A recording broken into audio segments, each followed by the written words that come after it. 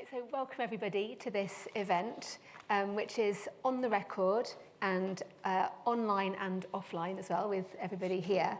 My name's Deborah Haynes. I'm the Defence and Security Editor at Sky News and very much an advocate of women in defence. Today's panel discussion is all going to be about the security gap and the role of women in modern militaries. It's taking place on International Women's Day, as I'm sure you're all aware, and it forms part of Chatham House's output on the impact of women in the field of international relations. And we have got a very esteemed panel, both here and also remotely as well, who I will introduce you to all of them. Coming up first will be Dr. Andrea Elner, who is at the Defence Studies Department at King's College, and she also works at the Joint Services Command and Staff College at Shrivenham, and has acted in advisory roles to a lot of practitioners in the UK and internationally. We are then going to be joined by a very distinguished guest, Ivana Klimpush-Tsinsadze, and I'm sorry if I got your pronunciation wrong, I did practice, who is a senior member of the Ukrainian parliament and very much an advocate of the role of women. We also are joined by Dr. Hannah Katola, who is a research associate at the University of York and has a particular interest in the role of ex-fighters in South Asia, which sounds very interesting and exciting. And last but definitely not least, we are very lucky to be joined by Colonel Hannah Stoy, who is the Deputy Assistant Chief of Staff Personnel at the Headquarters Field Army, an experienced Army officer who will be able to give you very much the current lived experience of being a woman in defence. Each person has 5 minutes, and I will be keeping to a strict time code. If you have questions afterwards, raise your hands, please. If you are online, hold on, there are some instructions about online. You can submit your questions through the Q&A box, and I will unmute. You will be unmuted. I hopefully won't have to do that, and ask your question directly. So yeah, there we go. So without further ado, I will hand over to Dr. Andrea. Thank you very much. First of all, thank you for inviting me to speak this evening. It was a great surprise, and I'm really pleased to be here. So hopefully we'll have a very good discussion. I think all of us have discussed things and talked about what we might be talking about in the background already. So it's shaping up to be an interesting and varied range of themes that we hopefully will talk about. So very briefly, I think it's probably useful to look a little bit back to how we got to where we are. So most armed forces, so my regional expertise is very much located in the transatlantic space, European, UK, to some degree American, quite to some degree American armed forces as well, gender, military ethics, gendered perspectives on conflict and peacekeeping operations. So that's sort of my civil military relation. That's where I sit after doing some things on the Navy and for some material security, and now I've moved to people, which is much more interesting. And so if we look at how we ended up with a reasonably large number of women in armed forces in the NATO space, there are, particularly in the Anglo-American sphere, several waves of opening up roles to women.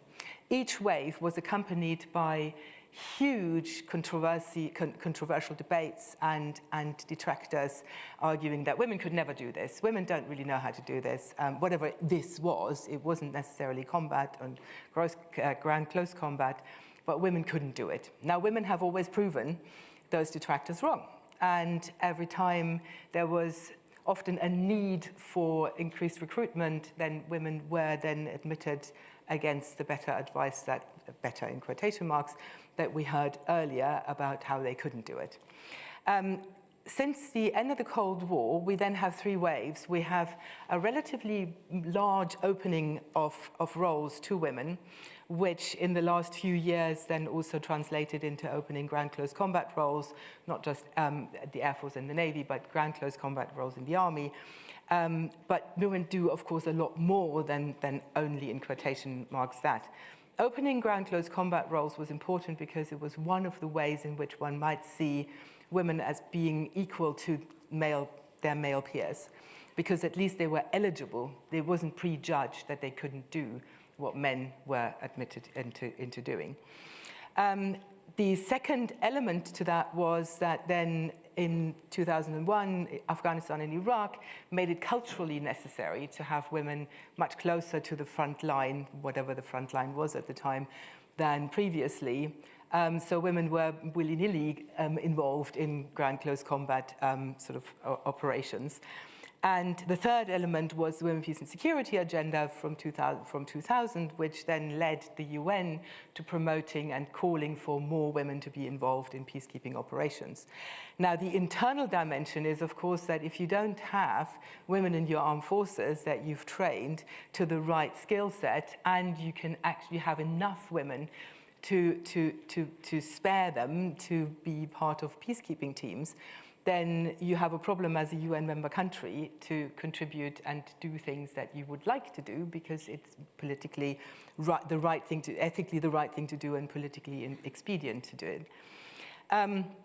To conclude and then hand over to our next speaker, for me, the inclusion of the effective inclusion, not just diversity, but the inclusion of women, gender inclusion, which means transforming military culture into something different than it was when it was mainly shaped by men, has that internal dimension, but it also has an external dimension, and that is, if you can see gender and the need to acknowledge different gender experiences within your everyday life, you are more likely to then be able to translate that into your conflict analysis and understanding the drivers of conflict.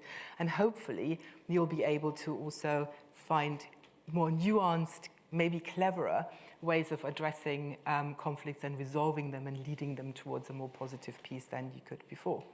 On that note, I think I've come in within 5 minutes. You've done really well. That was 4 minutes, 29 seconds. Phew! Everybody else can take note. Almost military style. Thank you. Very fascinating to see the evolution of the role of women and the importance of that. Ivana, you've got there's a lived experience of a war in your country where women are very much playing a prominent role alongside men. It'd be fascinating to hear your thoughts on this subject. Well, thank you very much for having me and including me in this conversation. And I'm also very much looking forward to it. And obviously, I'll try to build in this conversation our recent experience. And I think that it has been absolutely astounding leapfrogging for Ukraine since the 2014 year when the Russian aggression against Ukraine has started. At that particular moment, we had about 16,000 of women serving in the armed forces, but predominantly in the civilian positions. And since then, we started to actually opening up the possibilities for military positions, for military higher military ranks for women. We were very proud to do that back in 2016. We've opened up the opportunities for girls also studying in military lyceums, besides the possibility for women to study in the military higher military educational establishments. And that all actually led to the situation that after 2014, and with all this opportunities, we have within a couple of years, we had doubled the number of women within the armed forces, but also we have seen them taking more and more senior positions in the armed forces, while still well below men, but at the same time, the number of those women have been growing. And as of start of the escalation of this war last year, on the 24th of February, you might find it surprising, but we again had the doubling of women presence in the armed forces of Ukraine. So right now it's about 60,000 women who are serving in the armed forces of Ukraine. 5,000 of them are engaged in direct combat operations at this particular moment. We have, unfortunately, already 105 women who were killed in action. We have a little bit more than 100 also wounded in action. And we are accounting for 50 women who we cannot locate at this particular moment. Forgot how to the term is used in English.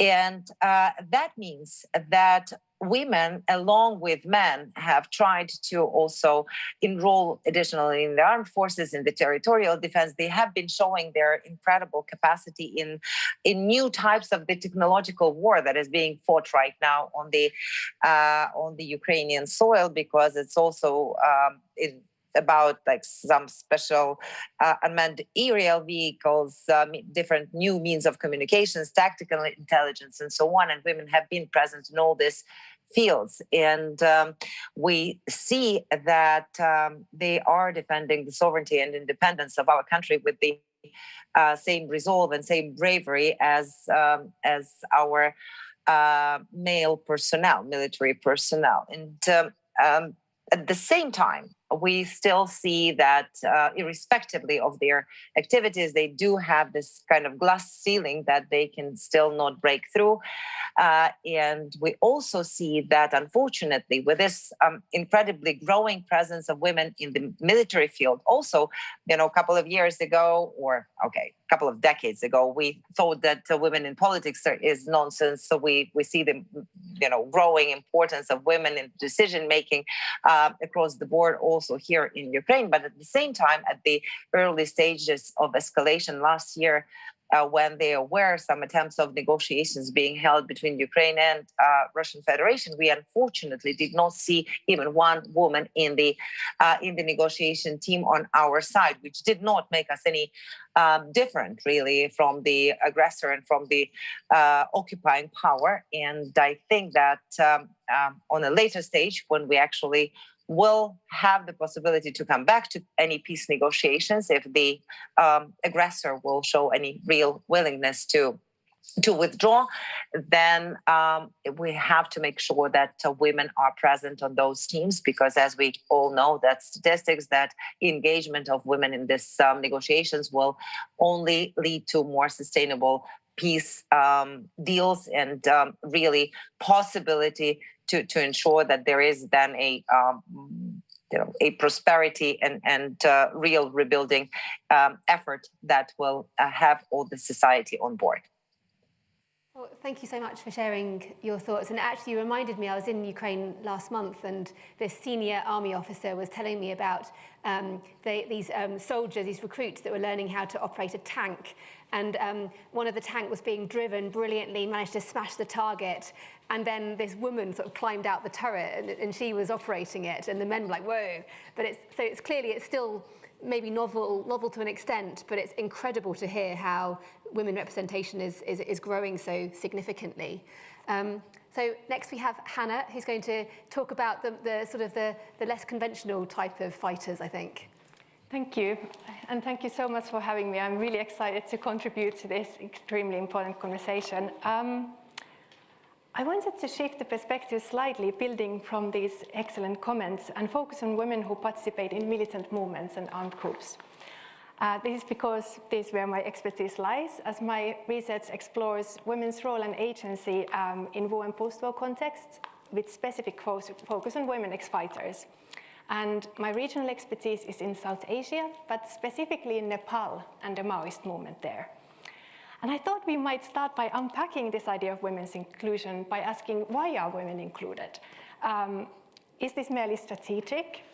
For example, including women in armed groups could be a strategy to broaden the recruitment pool of potential fighters in order to sustain the armed insurgency in the face of the state's counterinsurgency operations.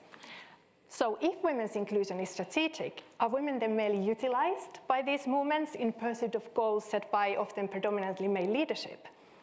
These kind of questions have been asked by feminist scholarship, especially in relation to movements that sort of say that crucial part of their agenda is women's liberation or gender equality. So there has been this debate, is this merely rhetoric then? And I think this is important, but it's only part of the story, because I think we need to also ask, how do women understand this struggle? How do they understand their own role and their own contribution? How do they view it? And I think this is where it gets really interesting, because then we move away from this assumption that women as a group would actually necessarily have a common agenda that would be somehow easy to separate from the broader movement's goals, whether it's liberation struggle or indeed national defense. And we also move away from perhaps this hope that the women as a group would have some kind of specific feminist goals. I'm not saying that might not be the case, but we can't assume that from the outset. I think that's what we need to research and explore. And the second set of questions, I think, could be around this idea of how are women included? So how do we understand the multiple forms of women's participation in insurgencies? And there is one particular thing that I'd like to unpack, which is this quite contested question around who counts as a combatant. So how do we make this distinction between combatant and non-combatant roles? Because this is often extremely gendered. And this is kind of what leads us to what we've been also touching upon, this idea of how are women represented when they participate in such movements. For example, how are they represented in international policies and discourses around peace building? So basically what I'm trying to get to here is, are women recognized as combatants in this policy practice? Because especially in the past, they tended to be categorized as merely camp followers or women associated with armed groups. But then what is this association? Can women be also associated as fighters or as soldiers? What are we actually talking about here? And I think it's important to get to this because these kind of representations have crucial material implications in war's aftermath. Because these are the kind of representations that direct policy, they direct access to, for example, who gets to participate in reintegration programs. And I think it's not only about can women ex-fighters access these or not, but also based on what gendered expectations. So to put it bluntly, are women expected to run a beauty parlor or are they expected to become engineers after the war? So there are these gendered expectations that still underpin a lot of the policies. But also perhaps there's a broader question of what are these kind of inclusion women in these kind of programs? What is it supposed to facilitate? Is it facilitating a kind of safe return to what was before the war? So to kind of facilitate, alleviate against social stigma, return the women back to the community? Or is it actually facilitating the kind of challenging of gendered hierarchies or hierarchies of caste, class, region that might be actually underpinning the conflict? So I think it's these kind of questions that we need to think when we think about inclusion of women also in the post-war settings. And this leads me to conclude with this question about change in attitudes, because that's something we were asked to discuss. I wonder whether we should pause and ask whose attitudes, because it's not, is it the wider society? Is it the military? Is it the women themselves? But is it also the international organizations that are supposed to build peace? How about their attitudes? So I think it's kind of perhaps worth opening up that as well. And then I'd like to conclude with the question of how could we talk about inclusion of women kind of across different kinds of militaries and perhaps different kinds of wars? And how do we make those distinctions? Because I think those are extremely political themselves. Thank you. Thank you very much. It's really, you're reminding me of time I spent. This is not just all about me reminiscing about time I spent doing stuff, by the way. But years ago, when I spent time with the PKK, who have like such a strong, I mean, it was, you know, there was no, they just didn't distinguish between men and women. They were all fighters. But then equally, women, you know, they couldn't have children, and there was that, you know, no relationships, really strict. But it was fascinating to see. So last but not least, another Hannah, Colonel Hannah, to talk about what life is like to be a woman in the military today. Deborah, thank you, and thank you to Chatham House for inviting me this evening. I've been in the army now for 22 years, or the regular army for 22 years. But my journey started quite a bit earlier than that, and I was 14 when I decided that I wanted to join the army, which was a pretty unusual choice, probably at that stage in anyone's life, but also at that moment in time a good few years ago, when actually we really didn't see many females in the military context and things. But it was a dream I had early on. It was something I pursued, and I spent a very brief amount of time in the territorial army and then joined the regular army in 2000. And just a month after I commissioned from Sandhurst, of course, the global and strategic stage changed dramatically as 9/11 happened. And I remember many of us who were at the very start of our careers then reflecting that we realised things had changed, but probably didn't realise to what extent and what that really meant for us. I joined the Royal Signals when I joined the army. I didn't have the option to join everywhere, but an awful lot of parts of the organisation were open to females. And I chose that particular cap badge for various different reasons. One was I joined the army for an adventure, and I saw a cap badge and an opportunity and a career stream available to me that would see me travel the world. Where we had military forces deployed, we tended to see Royal Signals soldiers. And there were also plenty of females in that particular cap badge, so they were already paving the way for opportunities for women. I, within my first 3 years, deployed on my first 3 tours. The first one was to Kosovo, and then I went to Iraq in 2003, and then to Afghanistan in 2004, which again was really quite early on in the conflict and the campaign for the many years we spent out there. And I don't think, if I'm honest, I really considered my gender to be an issue as such. I was very much of the mindset that if I worked hard, if I built a credible reputation and delivered results, and looked after my people, then the rest would hopefully come with it and follow. And I remember a good few years later when I heard of the establishment of this thing called the Army Service Women's Network, and to be honest, I had a fairly allergic reaction to the prospect of this network of women, and very clearly wanted to stay as far away from it as I could, because I really couldn't see that we needed anything like that. And I sort of continued my career for a few years, jumping in and out of Royal Signals jobs, but also being employed more widely across the organisation. And I think as I got more experienced and started to listen to more people in the organisation, I realised there was a need for such a thing. And not only was there a need for it, but there was a need for everyone in the organisation to get behind what its purpose was in order to better the lived experience and the outputs of our organisation to improve people's lived experience and the operational output as well. So when I was asked almost 3 years ago to take over as co-chair, I realised there was an extraordinary opportunity there to hopefully help shape change and things within the army and more widely across defence. I think also the one thing that you'll all be aware of as well is we now have many more women in senior leadership roles across defence, both as senior civil servants and as military officers, and I include the other 2 services there, and indeed in the Army we've got our own Deputy Chief of the General Staff who is female. But what I would want people to be clear is those people are all there not because they're female, they're there because they are incredibly credible, their ability is absolutely unquestionable, and they have worked very hard, like anyone would do, to get to any position of seniority. They just happen to be females, and in fact, the route that they will have taken will have been, really tough and should be acknowledged. I'm a mum of 2 little people. I've got a 5- and a 6-year-old at home, and I'm married to another Army officer who's in the Teeth Arm. So I see the organisation from a range of different perspectives as well, and I remain exceptionally grounded because of my children, I think.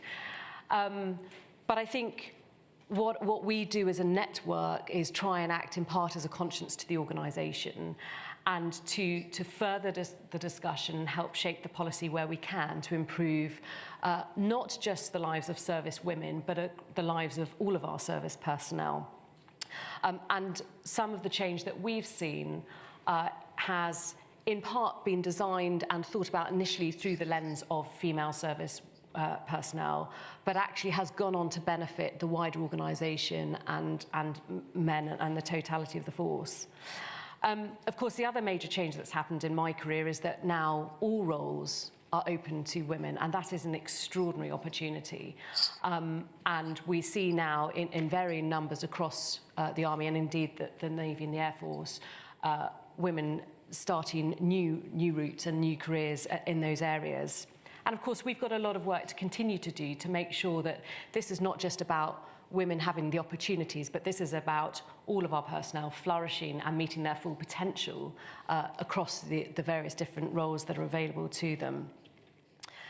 I think the final point I'd want to make at this stage is just linked to understanding that what we must do within defence is make sure that this isn't just about those who wear uniform, but this is about defence contractors, this is about the policymakers and the civil servants we work alongside, and of course all three services, to ensure that we are making conscious and deliberate decisions from the point of design and outset, and that we're not finding ourselves by chance considering gender as part of the conversation, because we know that if we get the balance and the representation right across the force, across those people that we are deploying forward, and indeed providing significant support from the UK, then the end state and the outputs will be far better, and we will be a better organisation that is relevant to the society in which we currently live, but relevant to the society in which we were operating in globally, and that is really important.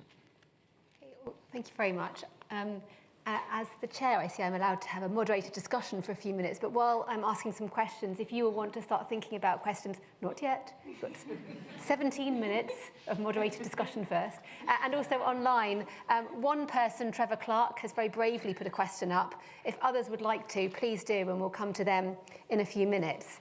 But thank you ever so much for all of your contributions, and Ivana as well. I'd be really interested to hear from you about whether you think that there will come a time when gender just doesn't matter. And I ask that from, as someone I've been a defence journalist, and I've been covering conflict since, I was in Kosovo in 2000, so just after the Kosovo War. And I remember in 2004, when I first went to Iraq, there weren't that many female war correspondents. Now, I was in Kyiv last week, there are so many women. It's just not so much of a thing. Clarissa Ward is there, and she's pregnant, CNN correspondent. When I was the bureau chief for The Times in Baghdad, I dared to procreate, and I had to go home. So I'm really interested if you're seeing, is there an evolution? Is gender becoming less of a thing, or is it still kind of something that people are focusing on? And do you believe there will come a time when it's not a thing? So I don't know who wants to go. Maybe Andrea, do you want to have a stab at that one first? I'll have a first dibs. I think at the moment it still matters a great deal to recognise that gender is a thing, because it's like ethnicity, religion, race. If you don't acknowledge that someone from a different background has had a different life experience and started from a different starting point, then you won't get to a properly included society, population, whatever you're talking about. There is this experiment that where school children it is explained to school children what this means. So have social discrimination and social injustice built into the way in which we compete with each other. So you have one starting line, and the boys, sometimes maybe boys from a private school, are at the starting line.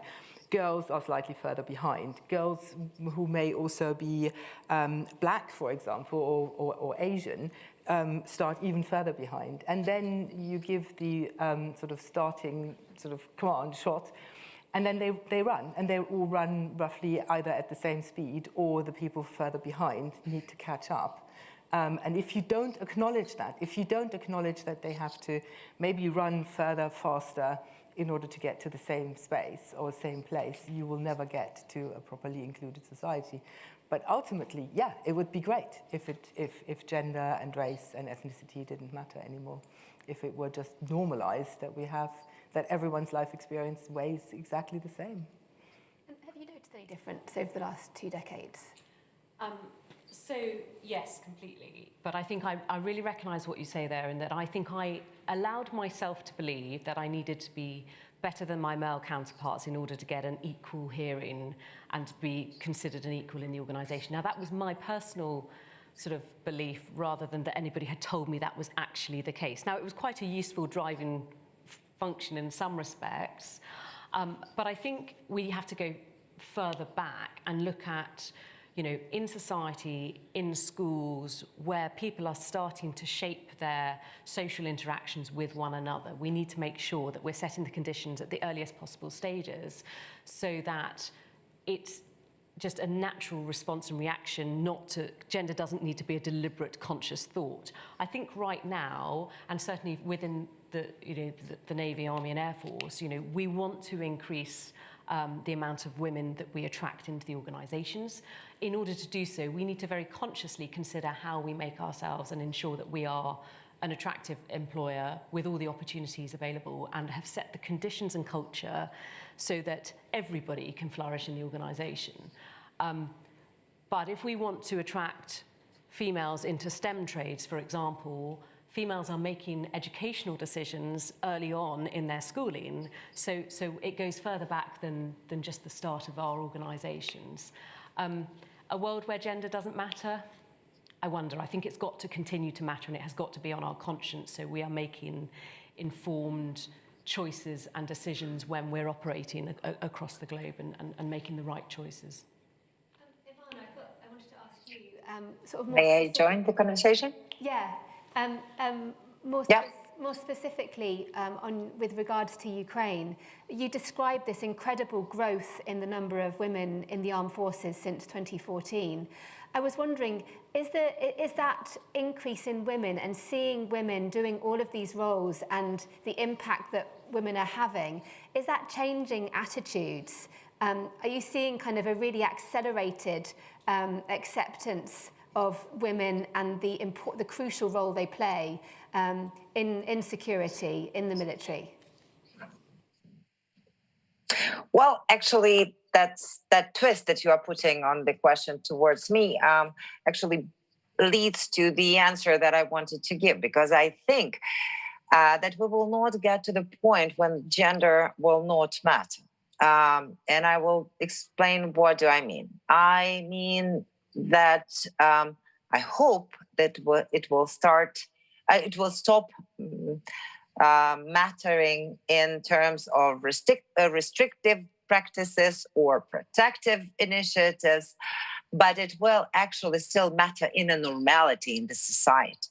And that's basically what we see happening in some other fields, a little bit just stepping aside from the security field. We have been introducing quotas to women in politics, basically to political parties, to meet the quotas of 30% of women. And we started to do that in local elections a couple of years ago. And before that, we had a volunteer quota. When I came to politics back in 2014, after the Revolution of Dignity, I was coming actually from the analytical background in the security field. And I always competed with men based on merits. And I thought that it is humiliating to have quotas for women to ensure that more of us are actually present in the political party listings and can compete with men. But then I understood, looking at some of the experiences of other countries, that actually that just helps us to make this jump, to leapfrog to this normality much faster. So we have the population, well, at least before the full-scale war, we had the population where 55% of the population were women, and definitely they were incredibly underrepresented in the parliament or in different executive positions. For example, in the previous convocation of the parliament, we have 12% of women, and now we have 20% of women. And I believe that the activities of those earlier women politicians have actually led to more and more women on board. And that's exactly the same thing. Perception of normality in the society, of having women politicians or having women in the military, having women in police, having women in law enforcement, in different positions and decision-making positions, that is actually going to be that way when gender will matter, but in not from restrictive or protective point of view, but actually from a point of view that the society is inclusive. And that's exactly what we are seeing in the Ukrainian society. There is no one questioning whether women can fight alongside with the men right now, or whether they can roles in ensuring that economic burden that has to be taken care of in the country can be carried out by the women. They are carrying it out on their own shoulders. And so we see this incredible transformation, which is by practice. The society, and actually probably during the war, it even happens much faster. The society is accepting the new reality. So obviously not through such challenges and through such terrible barbaric wars we are going through, but in a more evolutional way. I think that everybody who is working towards having more representation of women in different fields, which usually have been seen as masculine ones, will see the change also in the perception of the society closer towards normality as we see it in everyday life. That's really interesting. Hannah, I just wanted to ask you, from your research that you've done, do you have sort of an opinion on this whole topic? So I think, to me, it comes down to a little bit to the question also of how do we understand gender. So I think I would see gender foremost as a power relation, as a structural power relation. So in that sense, it will never disappear. And I think gender goes to the core of how we mobilize people for fighting, also how we legitimize specific wars. It is often done through kind of constructing specific understandings of, for example, what do women do in war? What do men do in war? Who do they protect? These are the kind of constructions that we have in how to mobilize people to fight, for starters. And I think Ivana's points are so crucial in terms of how this kind of transformation of gender roles can be almost like sped up during war. And this is also about these kind of femininities and masculinities changing and shifting. And then the question is, what happens in the war's aftermath? How lasting are these changes? And this is, of course, massively varied across contexts. And I think it's a little bit, there's often this maybe slightly dangerous assumption that there is always an inevitable backlash against these changes. And I think it's important to understand that it's not inevitable. So some of these changes can be sort of strengthened in the post-war context. Okay, thank you. I figured I'd hogged the questions with my one question enough, but I'll open it up.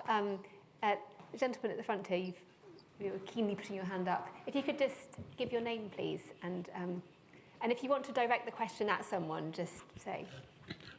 John Wilson. For 20 years, I campaigned for women to have full equality in the British Armed Forces. And of course, we achieved this in 2018. I also lived during the Second World War and served with women in the armed forces post the Second World War.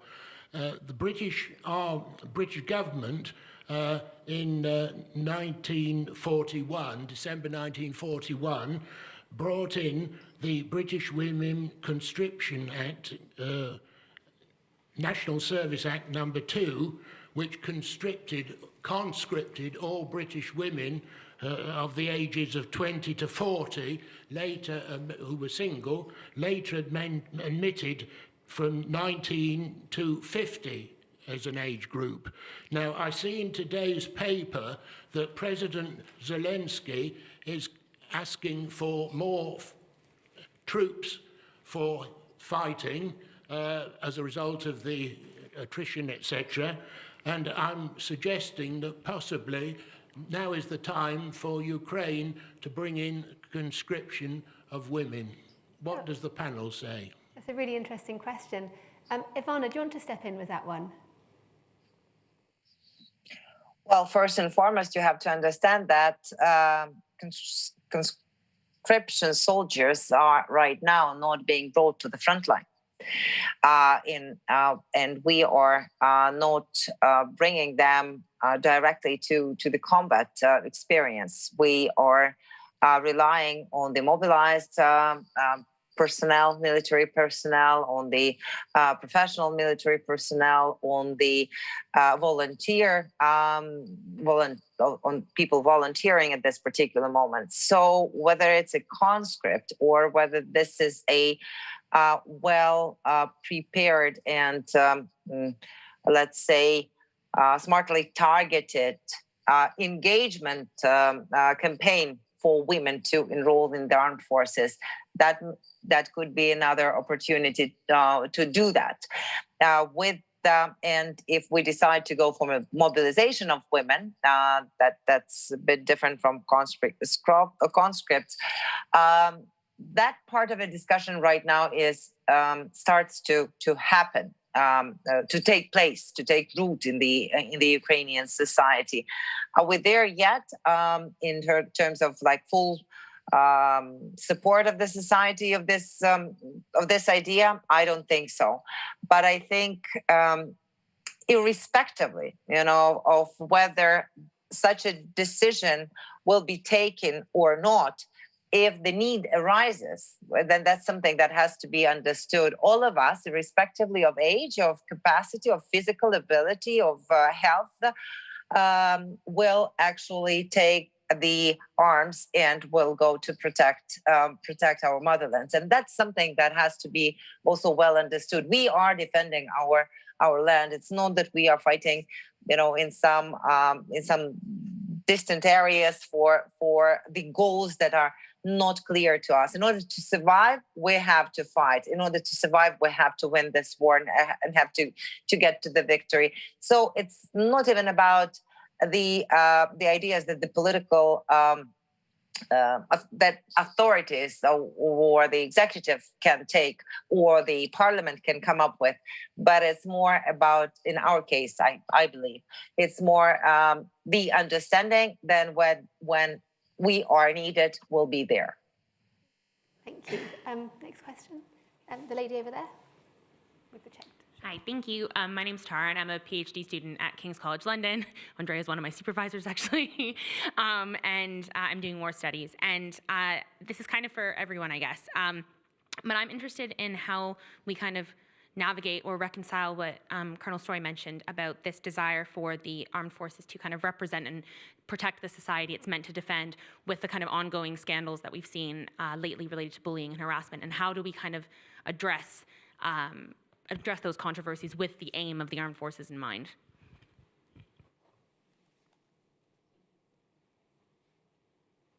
Oh, sorry. I was just looking at this online thing. Who would like to answer that question? Should I go first? Yeah. Thanks, Tara. So I think, we shouldn't hide from what you see in the media and some of the stories you hear coming out of the three services at the moment. So that's absolutely clear. And there's a huge amount of ongoing work at the moment to address some of the issues that are raised and some of which you can see and read about. Within the army itself, we've absolutely recognised that we need to get after culture and our behaviours. The reality is these are still relatively small minorities that are then shaping and impacting on the totality of the organisation and its reputation. But that doesn't mean we shouldn't get after it and take it extremely seriously. There is also that then need for cultural change and evolution as, we have opened up all parts of the organisation to everyone to ensure that, people's experience is a positive one and that, they can have full careers And you know, if they do leave, they leave with a positive mindset to then shape industry and society more widely, that this is a, you know, a positive employer, and what we do is important. And I think, you know, where people need to be held accountable, you increasingly see that they are as well. And I think that is a step change across defence as well, that, you know, people are not getting away with stuff that they may have done 20 plus years ago. And I think that sends a very important internal message, which, yeah, hopefully shapes the opportunity and makes us a more attractive employer. I'm going to just, if it's okay, just with one person answering your question, because we've got lots of questions. I'm just going to go online. I'm very incompetent when it comes to tech, so I'm going to read the question rather than unmute, because I don't really know how to do it. So there's a question here from Enrico Beretta, who asks whether this, well, maybe for you, Hannah, do you think the inclusion of women in the military might change the relationship between gender and war? And Enrico says, I would think a further inclusion of women in the military might help to bring a decline in violence and criminal acts committed in wars. Do you agree to that? Or do you agree with that? Or what do you think? Well, that's a very interesting question. A short answer would be no. I think inclusion of women wouldn't guarantee less violence. And I think, but it is a really good question, so it's not to dismiss the question, but a short answer would be no, and a slightly longer answer would be that this idea that it would be is based on assumed association between women and peace. And this has been, decades of feminist work has unpacked that relation. It just doesn't hold. So maybe I leave it there. I could speak about this for hours, and I'm so glad this question was brought up, but perhaps I'll leave some space for others also. But my answer would be no. Does anyone disagree? No, I also agree. My answer would be no. I don't think, well, it's also a question of who directs the use of force in almost any country or in any form of government, but particularly in democracies. It is the sort of civilian imperative over the armed forces means that the political decision makers direct the use of force in the first place. And then that gets translated into rules of engagement and the application of force, and you have then the jus in bello sort of provisions of behavior and conduct of operations.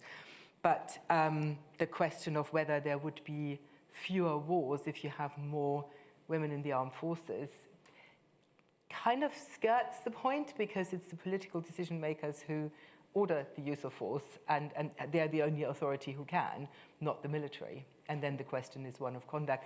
And to sort of conclude the point, if you really wanted women to influence anything, you need a critical mass of women who might all be of a mindset that privileges more ethical behavior and less violence, and that's why Hannah said, you know, is open to debate. But I do think that although having a balance of gender may not reduce the violence, having a broad and diverse representation in those people making the decisions as to what effects are going to be achieved will ensure that you're not just going down one route. So it won't necessarily be linked to gender, but it is about making sure that the decision makers are not just going to hear the same thing in an echo chamber, and that there is a challenge function where the opportunity presents itself to ensure that we're considering all the options available. Let's read. The lady there with the hand up. Thank you. Hello, I'm Dr. Nadeau. I'm a psychologist consultant with the United States Air Force. And I have a two-part question, and I think it follows up on the issue of bullying. I don't think we're going to be able to achieve full gender parity and equality without effectively eradicating military sexual assault. As you said, it's a multifactorial thing. It comes in with the culture the enlisted members bring with them, but there's also an ingrained, at least from the United States perspective, boots-on-the-ground culture that has been very intransigent to any kind of interventions that we've tried to do with training, awareness, outside oversight on reporting. It still remains quite a problem for us in the military. So my question is two-part. For our esteemed Ukrainian colleague, what sort of safeguards is the Ukrainian military putting in place for women who are now serving in the Ukrainian military? And for the larger panel, what are your thoughts about how we more effectively really work on stamping out this problem once and for all? That's a brilliant question. Ivana, do you want to go first? Well, thank you very much for this question. That's definitely one of the problems that we are in need to deal with. And, you know, a lot of things are changing, positively changing, but definitely they are not disappearing just because we decided that from today on, you know, we have women and men equally represented in the defense forces of Ukraine. And so we have come up with some of the changes to the legislation in terms of criminal responsibility for sexual harassment, for assault against women, and well, against not only women, against women and men in the armed forces, in the law enforcement as well. But we also have learned already the hard way that sometimes the laws and the provisions and the procedures that are there are not necessarily very efficient. So laws are not enough.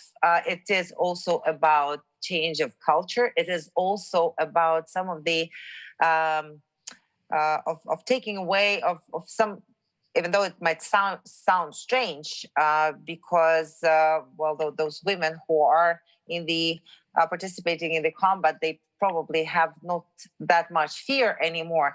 But at the same time, some certain type of fear in terms of actually raising the issue of sexual assault or sexual harassment happening towards you, that is still kind of a kind of suppressive culture of not reporting that. And we've seen these cases for different reasons, not necessarily exclusively for fear. And right now we have kind of a working group also in the parliament seeing how we can engage into something that is not necessarily something that has to be written in the law, because that is not yet solving the situation. So laws are not enough. It is about culture. It is about the attitude. It is about also the peers, how they are taking and how supportive or not they are for the victim of that sexual assault in the armed forces to go through this challenge. So we see this number of these problems and are trying to tackle them, but I cannot tell you that, and that would be wrong to say that we sorted that out as a systemic problem. Thank you. I was thinking, Hannah, do you want to answer that? Yeah, thank you. So I think, I mean, the first point I would make, and this is really important, is that women are not the only victims of sexual assault. So we often see it through a gendered lens, but actually the reality is it affects all of our people. Clearly, in different proportions, but nevertheless, we must see it through both lenses. So within British Defence, we have introduced in the last few months a zero tolerance policy for sexual assault. And this is a major shift and a major change. And this should see us with very clear, well, first of all, the message is absolutely clear. There is no place for anyone in our organisations that is conducting this. But you're absolutely right, and Ivana is absolutely right. You know, this is wider. This is about an organisational and cultural shift, and we are absolutely getting after that. And certainly within the army, there's a lot of work going on in this space, and we've got to ensure that there is a culture of people being prepared to call it out, any unacceptable behaviours, you know, the sexual ones being probably the worst of them, but any unacceptable behaviours should be called out, and service personnel or wider defence community should be absolutely confident that if they either call it out or they are the victims of it, that it will be dealt with, you know, in the most extreme circumstances. Although it is depressing that these cases continue to happen. There are, you know, I know it's obviously much less than it was, but it's pretty poor that it's still an issue that women do suffer, and like you say, you know, men as well. Absolutely, and I think, you know, we probably don't talk enough about the actual victims and, you know, the support and there are many processes now absolutely watertight to ensure that anyone who is a victim of this behaviour receives all the welfare, medical and any other wrap that they might need in order to help them through the process as well. So, you know, one can sometimes skew it and talk too much about the individual who's committed the offence as opposed to consider the victims in this. And we're absolutely, you know, certainly, you know, in defence at the moment, this is one of the major pieces of work that is ongoing.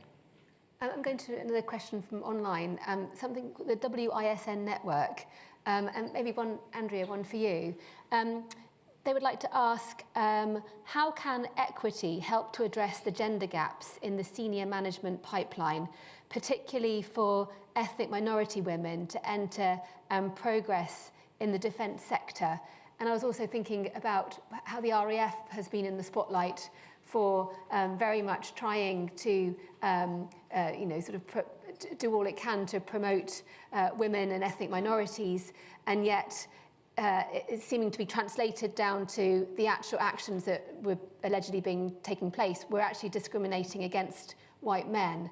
And it created this really unhealthy atmosphere within the RAF, where for the women and the ethnic minorities who work so hard to achieve, as hard as anybody else, worrying that their peers are looking at them thinking they're only being promoted because of the fact that they are a woman or an ethnic minority and they have this sort of special push, as opposed to recognising them for being, you know, as good as anyone else, better than anyone else, and that's why they're being promoted. Yeah, it's a tricky one, because one of the problems with armed forces is that you have a sort of a career path. So whoever enters will make their way, hopefully, up the ranks, and then it gets thinned out, and you have fewer and fewer people who can actually be appointed to high-ranking positions. And the way in which reports are written and who actually reports on people as you go through your career structure can matter a lot, whether you actually have a prospect of ending up in senior leadership positions or not. I understand if white males feel discriminated against, but then I would also say a lot of non-white, non-males have been, if I can lump this all together, have been discriminated against for much of their lives, whether that's in wider society, in other jobs, or in the armed forces. So with this adjustment comes a degree of, okay, if two equally qualified people are sitting in front of me, I will appoint the person who is from a demographic minority, because I would like to have their ideas actually filtered up into the higher reaches of defense leadership. It's a tricky thing to do, but I think it needs to be handled carefully, and the narratives need to be understood, rather than just saying, oh, we'll just now, you know, privilege people. And of course, then you cause friction. No question about this. If I may just add a short point on your question about how to eradicate sexual violence, because I think it speaks to this question as well. I think you start really making inroads when, A, it's understood that a joke that's sexist can communicate a command climate that's tolerant of rape. So, and the US Army has done studies on this. There's plenty of material out there. A joke is not a joke when it is actually violating one or other, you know, some people in a group. And when people laugh in an environment where someone makes a sexist joke, sexists get empowered, and then you gradually have a deteriorating command climate. So the other end of that is that leadership sets the command climate. And so it needs to, ideally, you start way before any kind of prosecution or victim treatment. Ideally, you don't have victims. The problem is that if you also have, in some parts of militaries, a rise in the far right, then that undermines all these efforts. So it's a moving target. I don't think it's going to be easy to eradicate military sexual violence very easily. And the American Armed Forces had a very questionable experience of a zero-tolerance policy that has not worked.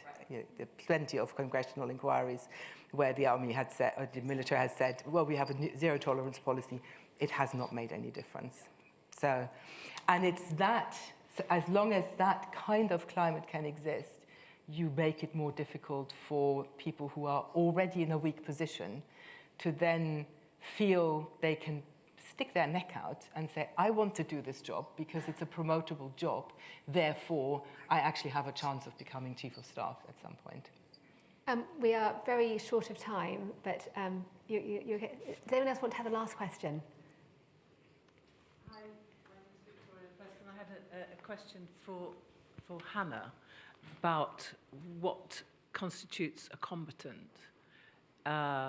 You know, other women who are, you know, in resistance movements running messages at great risk to themselves and their children, are they considered combatant? And is this distinction between the person holding the gun and not holding the gun something that affects women not only in these resistance armies but in regular militaries?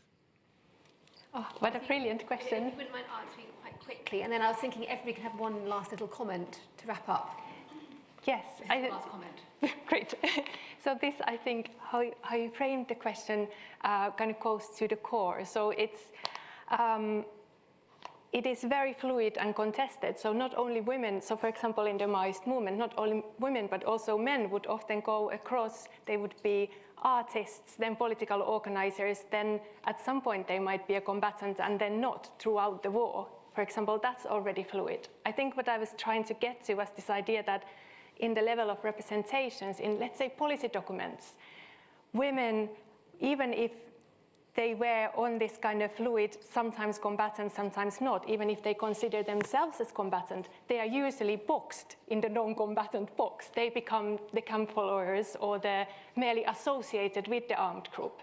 So it's a complex question, and it's not only about what do the women do, but also how is it what they do represented, and how do they themselves understand their own role. I think that's how I would start unpacking it. Thank you.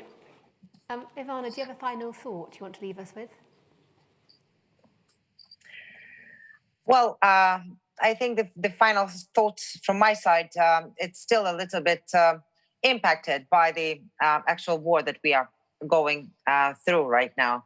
And I think that something that I would like to everybody to remember, that Ukrainian society, respectively men or women, have shown an incredible resilience over this period of very challenging time for our nation. And I think that it will actually lead to, you were talking a little bit earlier, whether the some slide back from some of the perceptions or from some of the changes that are happening will be inevitable. And I hope that actually the good things that have been shown by the Ukrainian society, including by more inclusiveness, including by more active participation in different parts of the societal life, that will something that will stay with us and stick with us after the end of this war. And that hopefully will also lead to some additional positive policy changes on all levels, including in the military and the security field.